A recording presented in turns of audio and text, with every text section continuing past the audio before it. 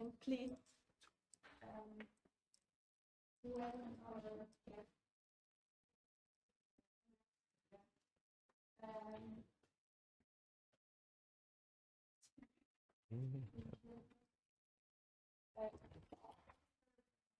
Studier is currently a professor of international law at the University of Lausanne and director of its LLM program in international business law, as well as its Center for Comparative European and International Law.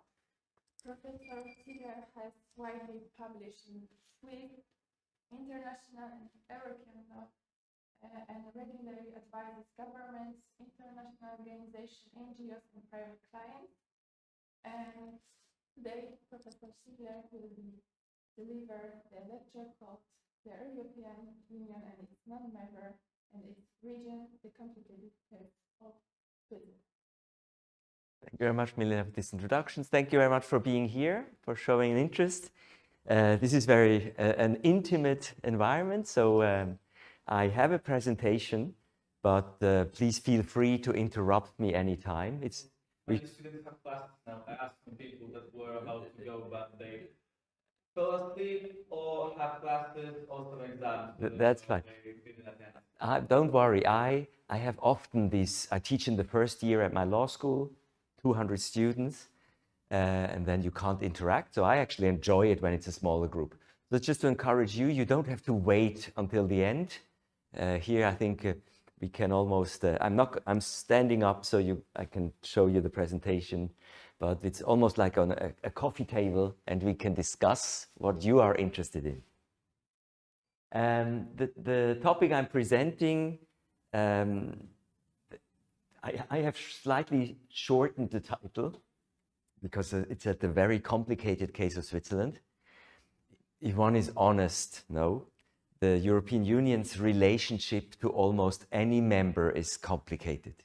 If you talk to people locally, they will always say, "Oh, you know, but there is this discussion." In the case of Switzerland, it's also the case, and it's maybe a little bit more dangerous as we have something in place that is no longer suitable. So we should move in one way or another. And that makes it a bit unpleasant and urgent to find a solution. The second thing I wanted to say when I'm talking about this topic, I have similar presentations from the last 30 years, more or less. A, when I started teaching, and B, that was a very peculiar moment, 1992. I'll come back to it. But I had just graduated from university, and I was going to the European University Institute in Florence. A little bit like the Collège d'Europe, one of these institutions that were created so that Europe has its own universities. And you have the college here in Natolin, which is also this idea. We have many good European universities, but in some places it should be the main topic of studies should be European Union. So I went to Florence because I thought I liked this idea of European integration and maybe of Switzerland becoming a member. And then I think it was the second or third day after I arrived that there was a referendum in Switzerland. We'll get back to that. That's maybe another peculiarity. We have them all the time. And Swiss people voted against the European economic space, or how it was originally called, and the European economic area. So that would have been a package deal. And so that was an important blow to the negotiations between the EU and Switzerland. And I'm getting back to that in detail, but that was 31 years ago, in 1992. And so ever since, it has been particularly difficult, which has also, of course, to do with the fact that that was the time, and since then, European integration gained speed. And you could hardly ignore it. While before, there were less members, it was less deep, etc. So this gives you a bit a framework and an introduction. I'm just for your information, Milena gave me this very nice introduction. I'm running also an LLM in international business law, and one of my main specialization is international economic law, economic integration, trade, investment. And of course, very often when I speak about the European Union, I focus on this, the external trade relations, the internal market, while maybe a colleague of mine would more focus on migration, human rights. But that is just because it's the world where I'm most knowledgeable, and so I think it makes sense that I give you especially this side, which of course is also a very important part. This is from today's newspaper, so I had a little bit of time this morning. The Neue Zürcher Zeitung is the main economic newspaper of the country. It is what most managers, if they still read any papers, and if they read German, it's an increasingly internationalized world, they would read this. So this is the long-standing paper where the opinion of the economy usually is expressed.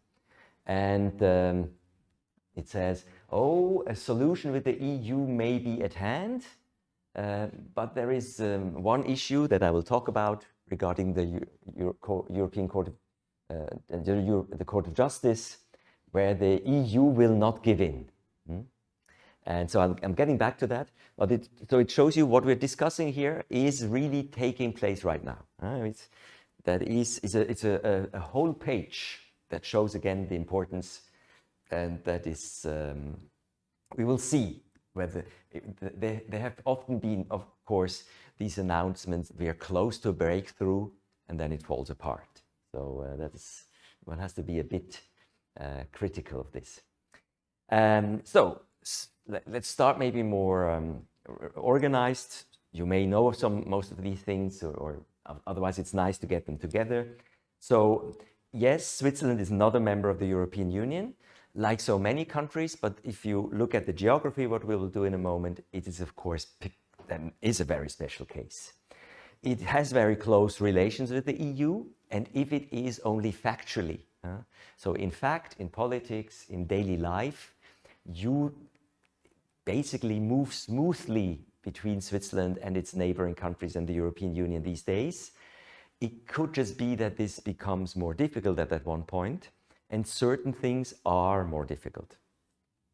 The legal framework, yes, please. If Switzerland is de facto not the member of the European Union, what are the advantages of being a de facto member that does not possess any legislative power, but some advantages from being in a common market? Yeah, maybe I can show you that in a moment. Of course, very often people want to have the benefits of both. You want to have the benefits of being a member and the freedom of not being a member. And if you can bring that together politically, it is very shrewd, but it is difficult. I mean, look at the situation in Poland, when the EU says you should not do this or that, and when politicians say, but this is still, we interpret the legal framework as us still being allowed to do this.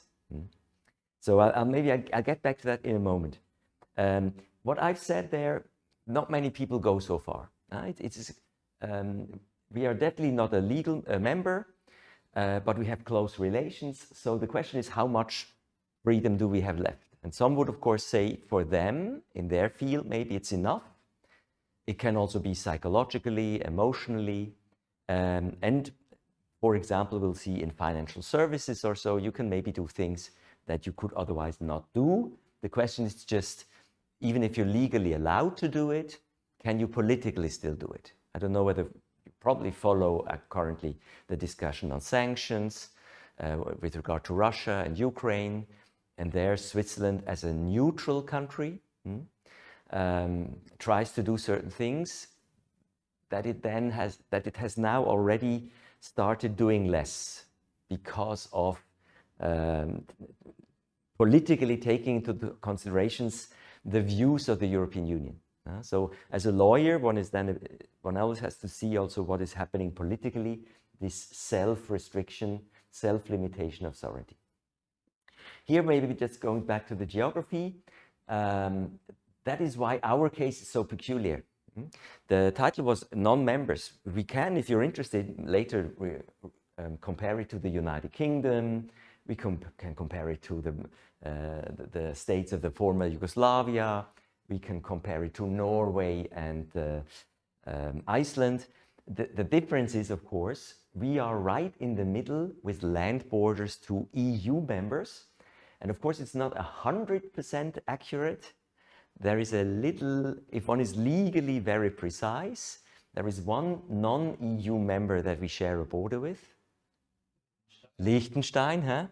But you probably understand why I didn't care too much.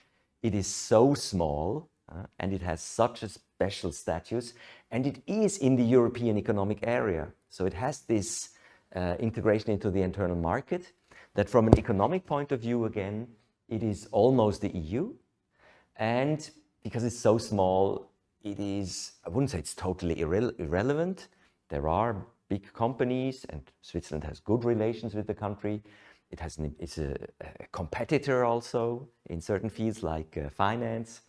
But I would say it doesn't really justify to say that we are not surrounded by these members. The facts, that's interesting also for the topic. I have here 8 million.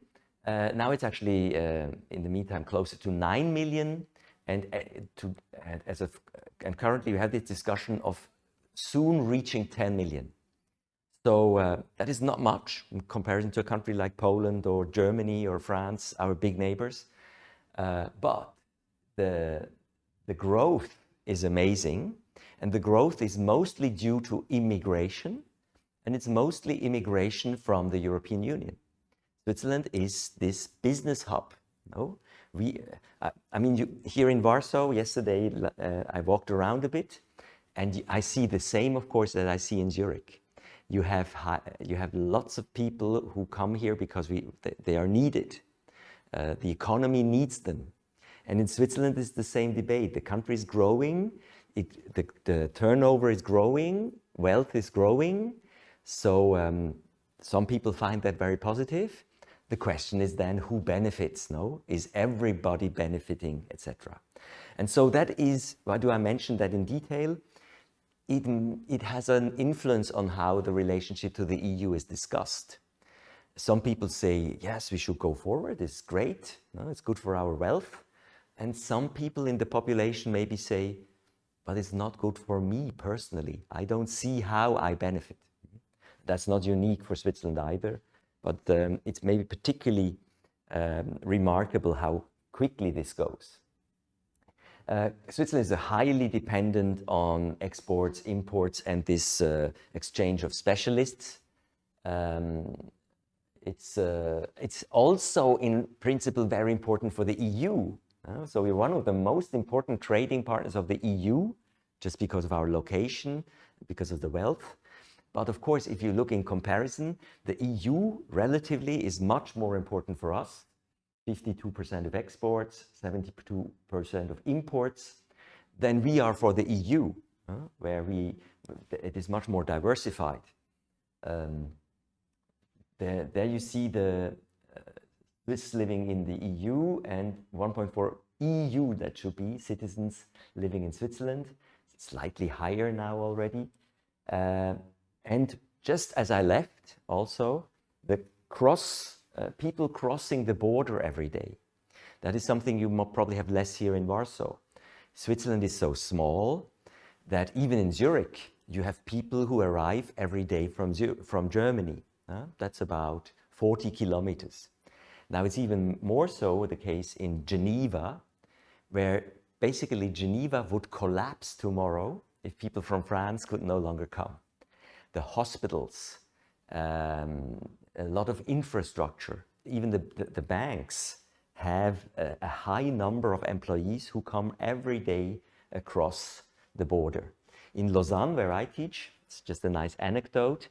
If you know the geography, we're also close to the border, but the closest border is the lake. On the other side is Evian and Thonon. These are, Evian is a bit, you know, maybe the mineral water. So people come by boat across the lake every day. And I always tell my students to go once in the morning or in the evening around 6 o'clock to the harbor, and you have hundreds of people taking the boat every day. And so that's just to show you how it is as if we were one country. So people are transiting, goods are transiting.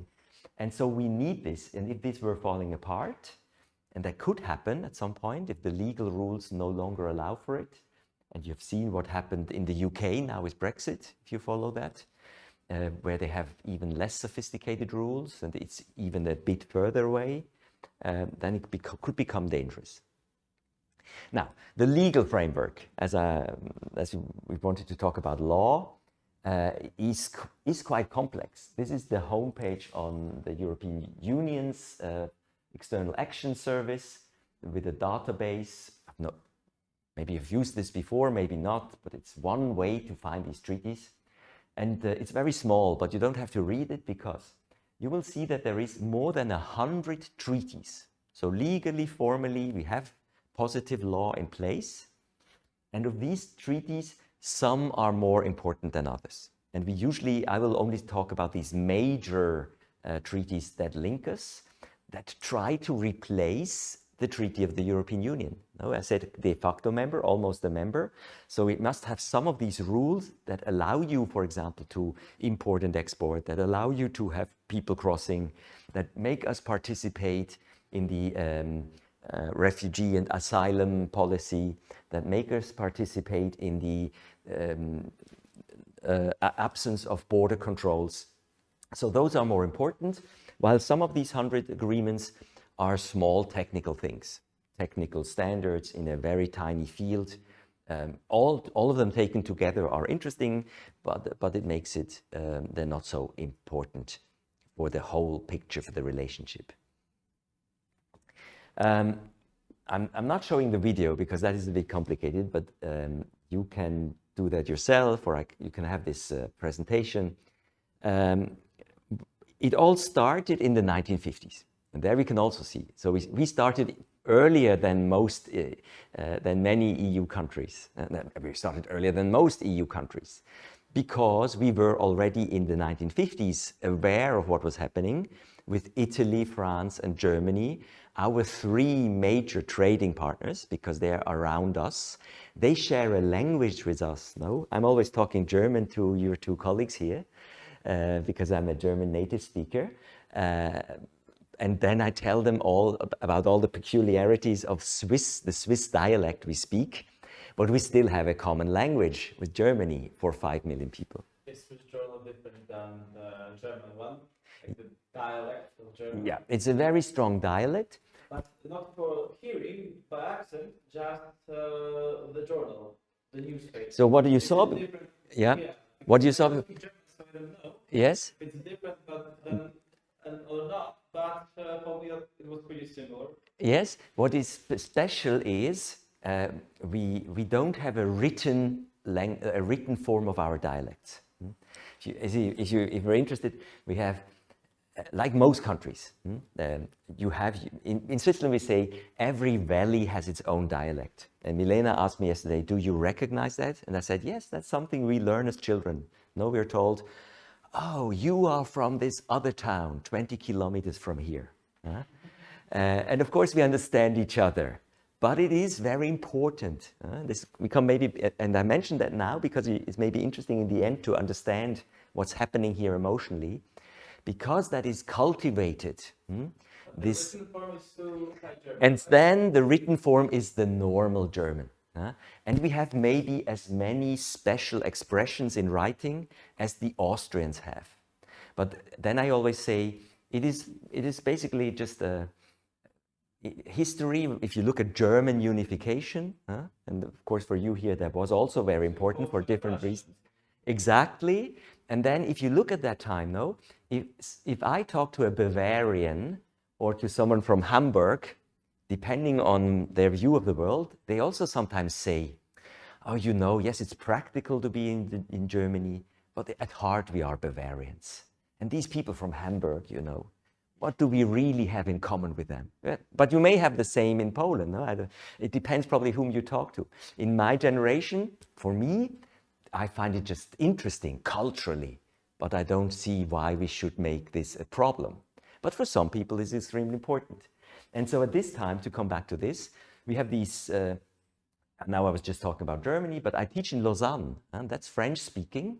When I talk to my students in Lausanne, what they watch on TV, which stars, VIP they know, well, this is French, this is France. They look to Paris.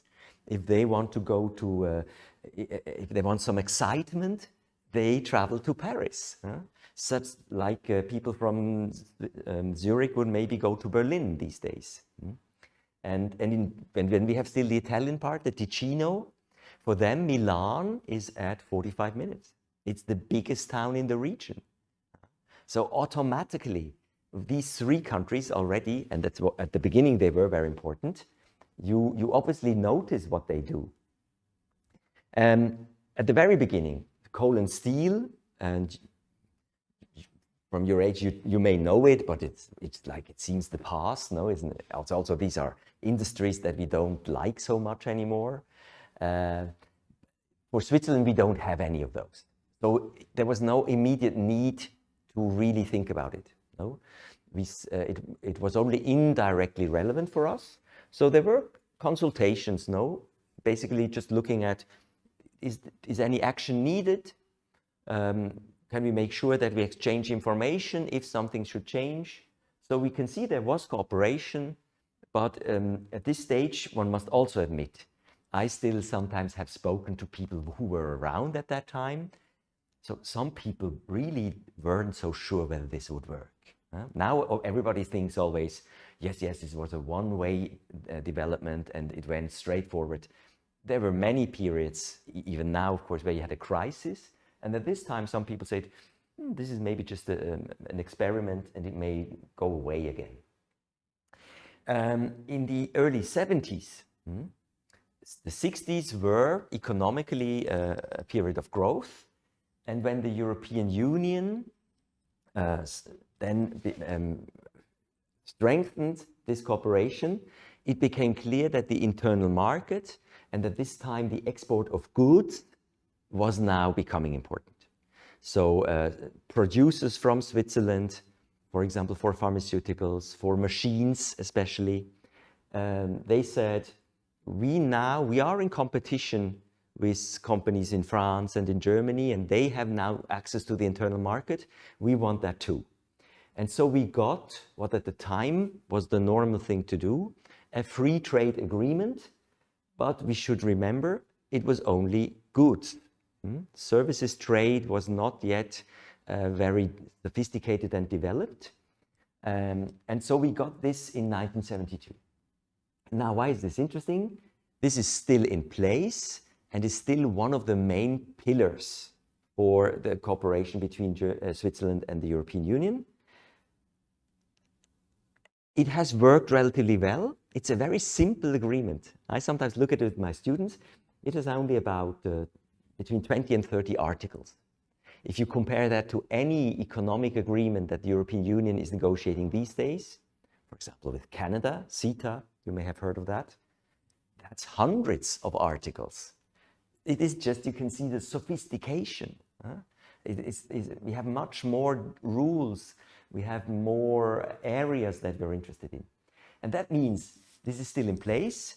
If it were not in place, we would have a problem because we depend on these exports. And the European Union especially says we have to modernize it. It's no longer state of the art. Many Swiss companies especially say also we should modernize it. But some people, of course, are afraid once you open a text for negotiations, you may also be obliged to negotiate things you don't want. So before they open the door here, even on this element, there is has to be an evaluation whether we find common ground, because otherwise it could be worse than if you just let it stand. But in this article that I showed you this morning, it's very clear again. The EU says for the next step, whatever we do, modernizing this must be on the agenda. In the 1980s, and I try to simplify a bit, but it gives you a good flavor, and we want to talk more about the current situation, not much happened. That had also to do with the European Union. Again, you were probably not following it, even I was not following it. There were a lot of problems to find out where it was going, and even economically, even the EU was not so happy with the liberalization it had achieved. And it was during this time, at the end, under the Commission Delors, you remotely remember, where they launched this revival program for the EU, which then entered into force also in 1992.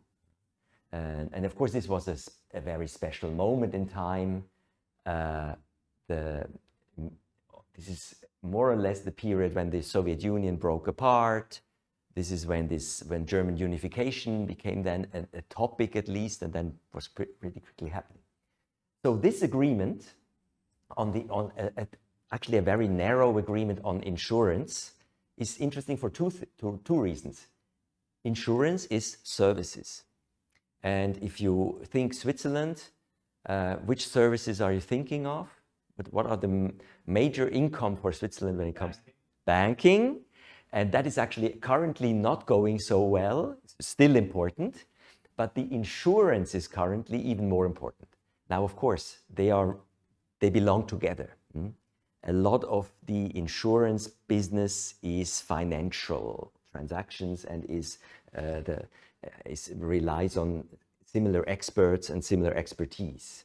And so that explains why this agreement was important, especially for Switzerland.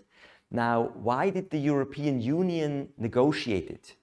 Already at this time, if you read about it, they said, listen, we have very close relations. We should have something that makes you that can be compared to what the EU members have among them. But as we are in the process of preparing this, and we'll see, this was already negotiated at this time, we give you this agreement knowing that in 2 years it will be absorbed by a package deal anyhow. So we give you something because it's not, we don't see any problem if in 2 years then the whole thing is solved. Only that 2 years later that didn't happen. So some people say if they had known what was going to happen, this would never have been negotiated. Because the EU has usually said you cannot have just areas that you like. Cherry picking. In German, Trittbrettfahrer. That's what if you Google that with Switzerland, you will find that in many, many speeches about this relationship. The EU sees Switzerland as benefiting too much, and it goes back to what you said in the beginning, no? Why could that be an advantage? You try to have both the advantages of being a member and those of not being a member. And here, in a way, they got them, and we can say it's the EU's fault. They gave it, but the reason was, as I said, that they were thinking things would come out differently. And that was what happened in 1992, this European Economic Area. Did you ever study that here? Probably not, because what happened with it? See? No. The EEA was this idea. At the time, Europe looked different. The EU was smaller. It had 12 members. And we had more members who were participating in the European Free Trade Association. Something I've not mentioned so far, a parallel development to the EU from the 1960s, led by the UK as an alternative model. In 1970, 71, 72, the UK left. Now they left and went into the EU. So you see how history is like a bracket. And then, so these two things, it was clear that the EU was the more important model. But at this time, we still had countries like Austria, Finland. They were all members of the European Free Trade Area, and Sweden. And so it was these EFTA countries were at least a little bit bigger and a slightly bigger number. So the EU thought it was an okay approach. But what happened? Of the economically important countries, Finland, Sweden, Austria left 3 years later, 1994, 1995, joined the EU. So the whole system was no longer balanced, and Switzerland was the only country to reject the deal. Now that is a very interesting history and very interesting concept, because the EEA agreement, if you look at it, in a nutshell, it is the internal market without the politics. And many of these countries, including Switzerland, said, we like the idea of European economic integration at this time. We have some areas where we see that it's in everybody's interest, like migration or border controls, because that's also closely linked to the internal market. No? How can you have an internal market if you then wait for hours and hours at the border? So they are closely linked. But what goes beyond Europe's politics in Africa, that is not our business. And maybe some EU members today say the same, no? I mean, France has a very peculiar historic relationship with the Maghreb countries. To what extent is that for us? But now you say, or you have to say, now we're a group, they have their problems, we have our problems, but we share them because we are in the EU. And so here, that happened at this time. This EEA was an offer to only do the economic integration. Only, I say, now for the countries, for the wealth, this is extremely important. And do you know, so now there are still 3 countries that are in this EEA and that are not EU members. And we could also talk about them, but we don't have time for that today. And that's Iceland, Liechtenstein, I mentioned already at the beginning, and Norway. Now, they are all very interesting because I worked for the EFTA Secretariat for a while. And yes, so I always read about them. So, for example, Norway is very rich, mostly because of fossil oil and gas, especially now. But of course, they know that it won't last forever. And so it has a sophisticated banking system, and it's the world's biggest producer of salmon and some other fish. So it is it is a rich economy, but not very diversified. But I would say it remains the main cornerstone of the EEA agreement. If they weren't in it, it would only be tiny countries like Liechtenstein and Iceland. What I'm discussing here now, and what I'll discuss in a moment, these politics, you have the same discussion in Norway. We can talk about it later if you want in the discussion. When I talk to my Norwegian colleagues and I ask them, so why do you not become a member? They also very often say, you know, economically we have a good deal, better than you Swiss, but it's your own fault. And the rest, you know, we Norwegians, we Vikings from Bergen, we are different. And then if you ask them to what extent they are different from the Danish and the Swedes, they will discuss with you for hours. Almost, huh? Like they would also have a vote. Huh? They voted about it, and right now it is like in Switzerland. Unfortunately, I can show you some figures later. Even in Switzerland, there were periods when the EU was more popular. Right now, it is not so easy to sell the EU in many European countries. And even in some of the Western European countries that were there since the beginning, in France, or if you had a vote, they would never organize that. There is a risk that the people, on the whole, they should see the benefits they have. But you're never sure, of course, when you do that. So, what happened after this disaster? For a long time, both sides were frozen. And this is exactly what's happening right now again. So it's du déjà vu, things they have already seen. They didn't know what to do. The EU had no alternative model, and the Swiss didn't. And of course, they blamed each other. No, they said, yeah, it's your fault. You politicians should have been better in convincing people. But at some point in the mid-1990s, late 1990s, negotiations resumed, and about 10 years later, a few additional agreements were concluded. I would say, to not complicate it, 5 are considered at the heart. One was the free movement of persons. So for the European Union, for the reasons I just mentioned, Switzerland is rich. Switzerland has a lot of capital. Switzerland is actually quite popular with business. So it offers jobs, as we said, to, depending on how you count, 1.5 to 2 million European citizens.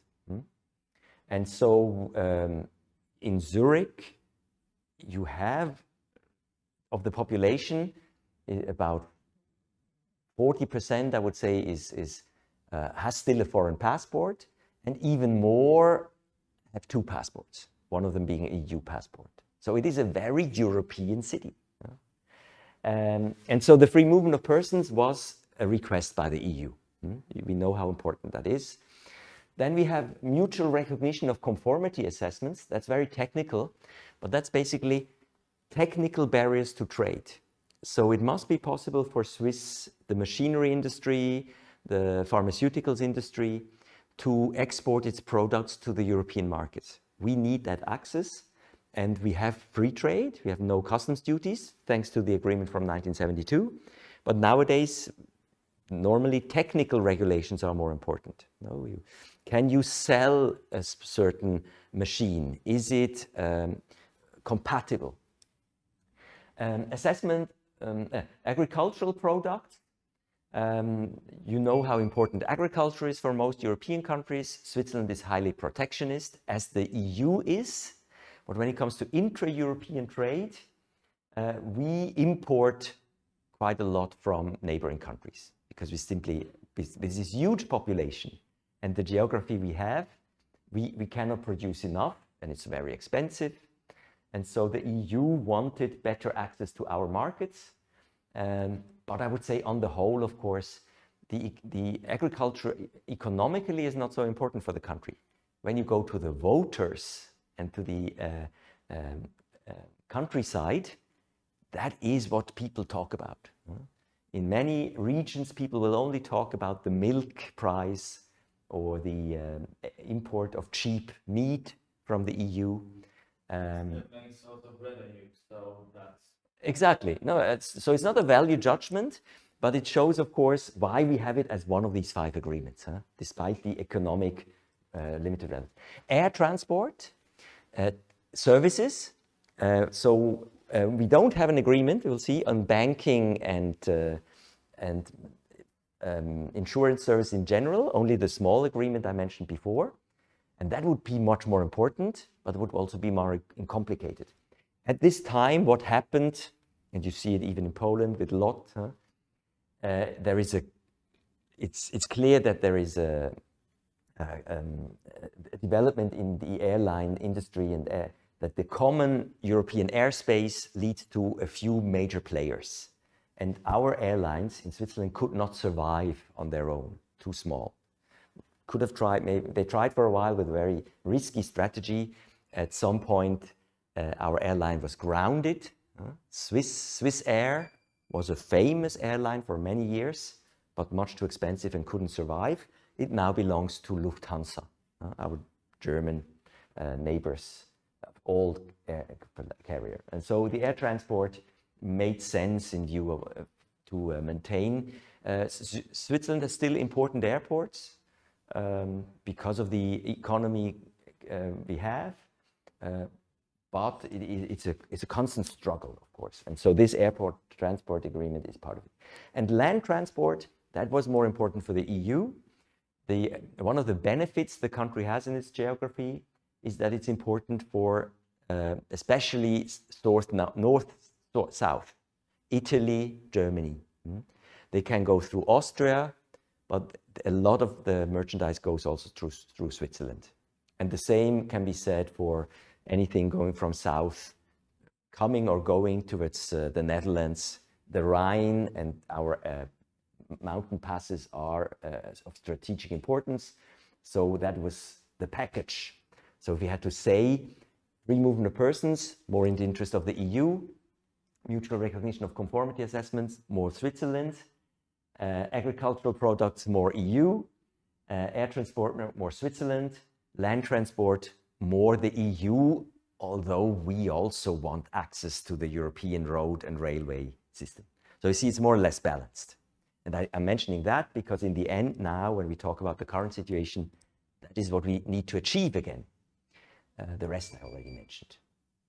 Okay, this we can leave alone. Now, one thing one forgets, but it's also because nobody likes to talk about it, is the cohesion fund. So you know the discussion from the EU. It is a politically sensitive issue. Why should the rich Luxembourgers pay for Romania? But it's the idea of the EU. Now, what do you do with non-members? So Switzerland, of course, and many Swiss politicians from the beginning said, that is their problem. If they want to be solidaric among themselves, what do we have to do with it? The European side made it soon very clear that getting access to the internal market, benefiting from this economic growth, went hand in hand with some payments for the disadvantaged region. And so there was an agreement that Switzerland should pay, and the first time was 2007, 1.3 billion euros. That is a huge sum, but it was over 10 years. And of course, if you compare it to what other EU members pay, it's a bit less. So it is a lot. If you would say, why should we pay? It's relatively a good deal if you say, yeah, but imagine we were Germans. So it's a compromise. It was renewed 2 years ago. And it was very controversial because some people said already, why should we continue paying if you're not sure what's happening economically? But this was one of the few things where the Swiss government said, we should also give a sign. No, we should also once do the first step. We pay, hoping that we find a solution. This Swiss participation cohesion plan was achieved by the European Union and Switzerland, because Switzerland is not a member state, so they need not to pay for other more desolate states. And I've seen various signs in Poland of a Swiss fund. You have here in Poland, you can Google it. There are, so this money is spent, like the rest of the money that goes through these channels in the European Union, on specific projects. And Switzerland requested to be involved in the project. Psychologically, they said, yes, we give the money. So it was a voluntary. And that is now the issue. And that is the legally interesting issue here. The whole thing was done. I love to do this with my students in public international law, first year. It is a memorandum of understanding. I'm not sure how familiar you are with these things. It is all the other agreements I mentioned so far are agreements, that is in the language of international law, treaties, binding public international law. The memorandum of understanding, if you read about it, the Swiss side will constantly say, this is voluntary, as you just said, but we do it. The EU is not talking too much about it, but sometimes if you hear something, they say, it is also binding. Everybody knows that it is linked to the other agreements. So one would not exist without the other. And it's nothing we would waive, we would not insist upon. Like you can only benefit from the EU, but not contribute. Exactly. And so for them, it is basically legally binding. And that is legally often the problem with these memorandum of understanding. That is what happens in law sometimes. You like to leave it ambiguous, so each side can see it the way they want, as long as the outcome is the same. You can then go to your voters and present it the way you want. And that is also important for what I'm going to say about the current state. That may happen again. So you must work with these shady approaches where as long as it works and it doesn't go to a court, you can see it differently. Yeah? This is a way of negotiating agreements. Huh? Everybody does that all the time. This maybe I mentioned already. Yeah, so where are we standing now and what are the current negotiations? One problem we have had already, so we have these agreements in place, but it is a bit cumbersome because very often as there are more European norms, there are changes all the time and we need to adjust these agreements all the time. The best example is probably, there are 2 or 3 examples I can give you. The agreement where it happens most often is these technical standards for machines. You and I probably don't look at this. Were you working for a big company in machinery? I don't know whether you know any Swiss companies in this field. There is ABB, Asea Brown Boveri, Sulzer, what else do we have? A number of specialized machine producers. World leading technology. So both sides are happy to have them. Consumers in the EU want these products. The producers in Switzerland want to produce these and sell these expensive tools and machines. But there you have all the time new things. Another, maybe a better known example is elevators. The elevator market in the world is very small. You have only 4 or 5 big producers. And I always tell people, next time you take an elevator, check what it is. About 1/3 of the world elevators is from a Swiss company. Any idea? Schindler, exactly right. Schindler from Lucerne. The owner is, of course, a billionaire, but it's a world-leading elevator producer. And also, they do also escalators, of course. And there you have constantly changes, new technology, new security, and that's very important for you and me, but we don't see it. And so each time the EU changes these rules, because of this agreement, Switzerland has to change them too. But in Switzerland, as it is not a member of the EU, this has always to go through the normal legal process. And because we have direct democracy in Switzerland, because we have a parliament that is sometimes having its own views, and we have a government that is led by a big coalition. So all this makes it a bit unpredictable. That has also advantages on the domestic side, but for this is why in the EU it is so important that EU members are simply obliged to accept, primacy of EU law, mechanisms must be in place. If you don't do that, the Commission takes you to the court. And with a non-member, you can't do that. One of the last examples, just to give you a flavor again,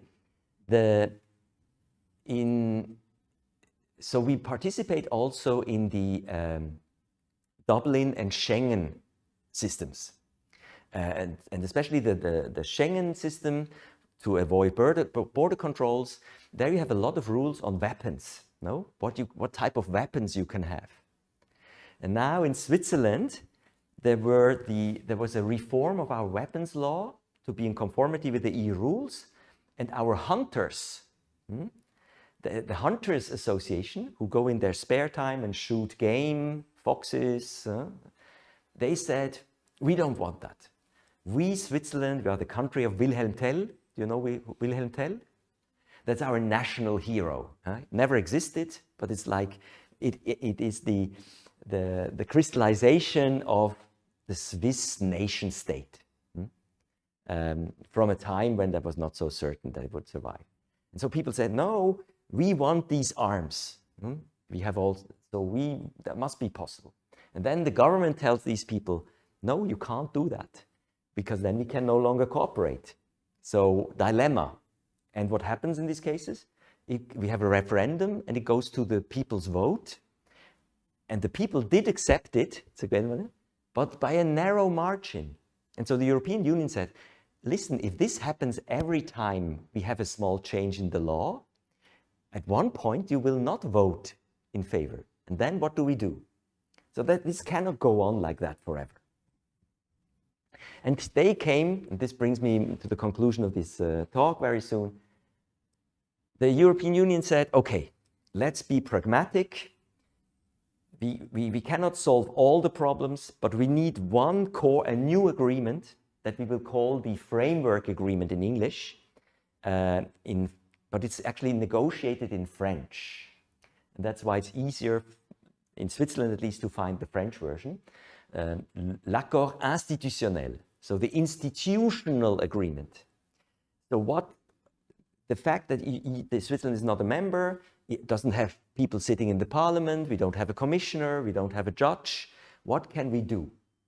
And so they said, we should have an agreement in which we agree, A, how you take over EU law, and B, what we do if we have a legal problem, if we have a dispute.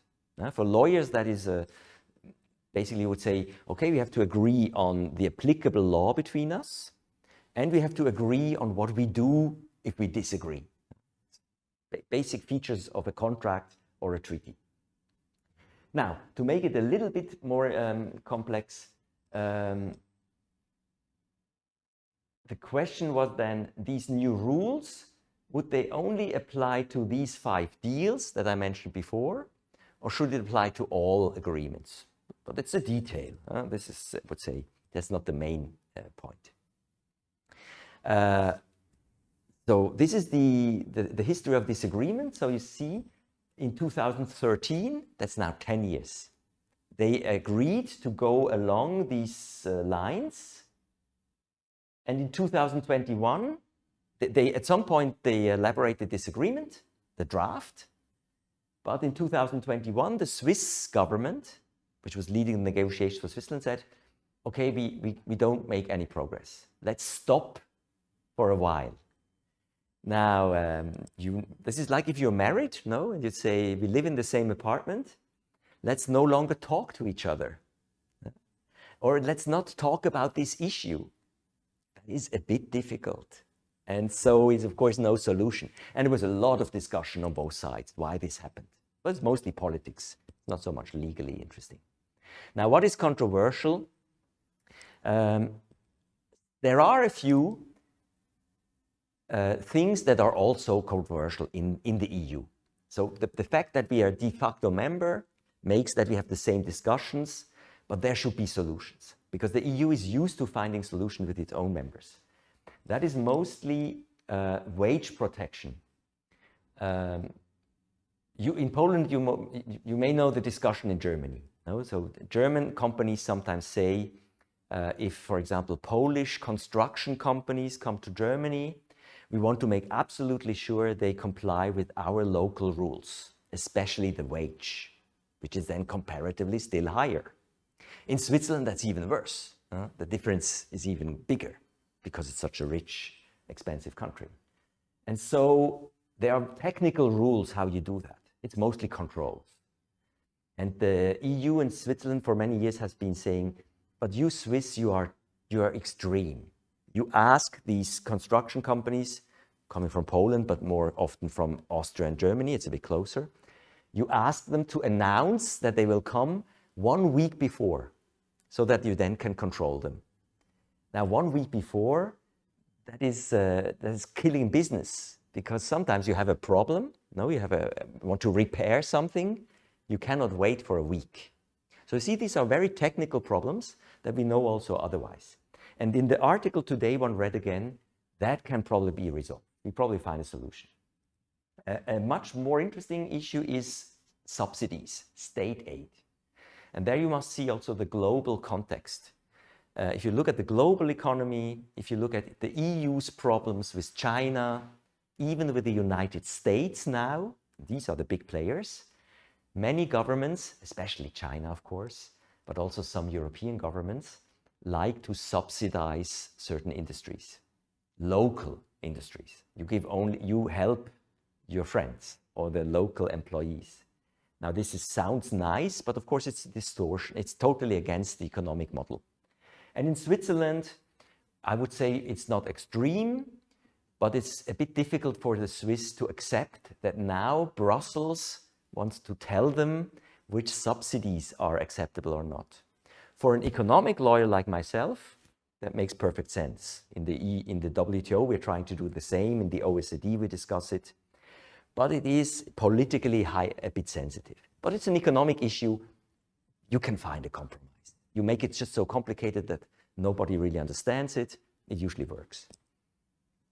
The legally interesting things are the automatic adaptation or adoption of EU law, because basically, that brings us back to the beginning, de facto member. What does it mean for Switzerland, but also for Norway? Yes, we are part of the internal market. Yes, we apply the same law. Each time there is a change in EU law, we basically have to accept it without deciding on it. So we have to accept law that is made in Brussels. From a democracy point of view, we will always have this problem. Even you have it. But of course, here, if I were a constitutional lawyer in Poland, no, I would say we are a member of the EU.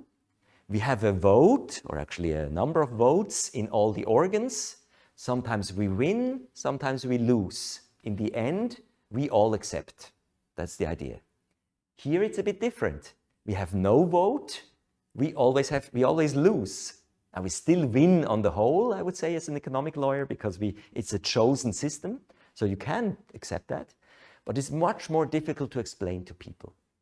And dispute settlement, and this will be my last point, it's legally maybe the most interesting. Dispute settlement between two parties. Usually you go together to a court, or more often, more common, arbitration. In states, the standard dispute resolution today, if it is not just negotiations, is arbitration. And the EU and Switzerland don't have that so far. It's a miracle that they never have done it, but because it was politically not feasible. When Switzerland or the EU normally enters any agreement with other countries, these days they always include arbitration, but between them they don't have it. So it's also a bit difficult to explain to you, for example, Canada or a country in Africa, why should we agree to arbitration if you don't do it? So they want arbitration. That's agreed on both sides. The question is now a more sophisticated one. A lot of the disputes will have to do with the correct interpretation of EU law. Let's take the example I gave you before. If you, the question whether the workers from a German construction company that come to Germany, to Switzerland, whether you can ask them to announce themselves 1 week before or 3 days before only. That's basically an interpretation of the EU law regarding the free movement of persons and the free movement of services. And so the EU says, when we are arguing about the interpretation of EU law, you must ask the question to whom? Whom do you ask when you're not sure how EU law has to be interpreted? And it's the same here for any Polish court. Whom do you ask? Can you ask the Polish government? Do you ask the Germans? Who is in charge of, who has the monopoly of telling EU law, the interpretation? The Court of Justice. And so the EU says here, so this is EU law. And if EU law is at stake, even with you, we ask the EU Court of Justice. Our treaty does not allow for any alternative. That's a sacred principle of EU law. In Switzerland, there are people like myself who say, that's absolutely no problem. This is your law. So you tell us, and we have adopted it as your law. That thereby becomes also our law. But we understand that for you, it's important to keep this monopoly. That does not mean that if you have a different legal question, one on the interpretation of the agreements between Switzerland and the EU, that will be done normally in the arbitration by the arbitrators. But the specific questions of EU law have to be presented to the European Court of Justice.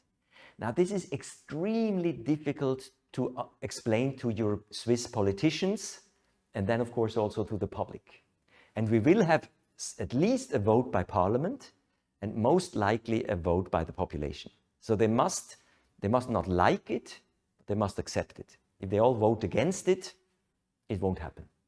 And so that's the question with regard to dispute settlement. And that is why on this initial, you saw the paper clipping, no, with your commissioner, where it said, on this issue, the EU cannot move. They have no leeway. So it is more for the Swiss to explain what I just explained to you. But here we are at the law faculty, no? Explain this to the average Swiss voter. And there is one thing I wanted to tell you that I was thinking of when I walked around here in Warsaw yesterday. The same happens here as in Zurich. You walk in the streets, especially in the business area, and I see mostly young people, but many are foreign experts, engineers, computer scientists, maybe even people selling things in shops. In Switzerland, all these people usually don't vote. It's extremely difficult to get Swiss passport. It takes a long time. And so we have more and more people, the electorate in Switzerland. I'm one of them. I have a Swiss passport, and I'm more and more average, getting old. And so you have a lot of people who are not, they maybe don't have the same perspective also. They say, for me, this is still relevant for 10 or 20 years. I don't like that. It won't affect me. I'm no longer working. So that is probably some of the political problems. You have to convince these people. While a lot of the younger people who say, I want to work for an international company, or I see that my university education is being paid by the taxes that come from these multinationals, that maybe makes more sense. No, you have to gain something. And so as it's a legal issue, especially the last thing, it's a bit more complicated. Most of the times you don't even get so far. And that is a problem of direct democracy. You have to convince people of things that are often quite complicated. So to conclude here, the Swiss government will probably try to convince the Swiss voters this package deal is in your interest. But as soon as you go into the details, it is highly legal and complicated. The construction of the European Union is not so easy for most people. If you've done, like me and myself, you've done it for 30 years, I sometimes think, oh, it all makes sense. I would have done the same thing, or maybe these things I would have done differently, but I know why. So that's of course, the underlying problem. This we saw. So now, of course, for the time being, we don't see the solution yet. And we see the problems. This is from the homepage of the Swiss government. What is the EU doing in this situation? And I've had discussions on that with people. I know a lot of people who for many years have been working in Brussels. So they know the EU from inside. Usually they're convinced Europeans. That doesn't mean they like everything, but they see how the machinery works. And they say, the only thing we can do is we must make it more difficult for Switzerland. You must understand that you can't have the good sides without moving. And so they're taking one thing after another. For example, this highly technical issue I discussed already, conformity assessments for machines. Most people say, okay, so what? This is jobs. And here now, the Commission has been, let's say, diplomatic, but shrewd, saying, yeah, there has been a reform now. Normally, we would negotiate that you should take this over, and we would then accept what you do, but that is not automatic. And as it's not automatic, we don't want to do it. The Swiss say, yeah, but you always did it. And the Commission, of course, says, yeah, but now it's different. We are in a, they don't say we are in a war, but diplomatically we are fighting. So we don't have to be nice to you. There are a few other areas, maybe as we are at the university, where it also hurts people like me is research and education. So we no longer participate in the Erasmus program. We can no longer fully participate in research projects. the Erasmus program is what hurts students and teachers. I find it bad. I am here now, and one of the reasons I'm here is we try to bridge this, no? You still invite me, I'm still coming, despite this, because we have a role to play. But my students, they find it more difficult. Switzerland is rich, so what they do now, that's they pay what normally is paid by the Commission. We can do that for a while. But it only works partly because some universities, for example, say, you know, it's not only that who pays, that's fine, but if you are not in the normal system managed by Brussels, it's too complicated for us. We don't do it. And then these things fall apart. And so this could happen in more and more areas. And so we would have slowly an erosion of this good cooperation. That is a bit the things that happened so far that I just said. So that's where we are. We have problems. The solution is in the room. It is this framework agreement, but we have been negotiating it for 10 years, and we don't know how quickly and whether it will go through. Ultimately, it has to go through. And then, of course, at least we can discuss on that basis.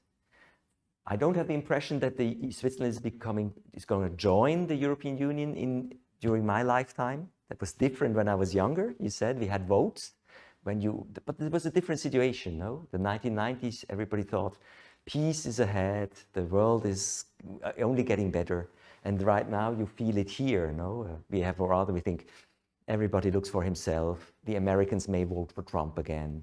The Russians don't like it either. The Chinese have never liked us. Maybe, huh?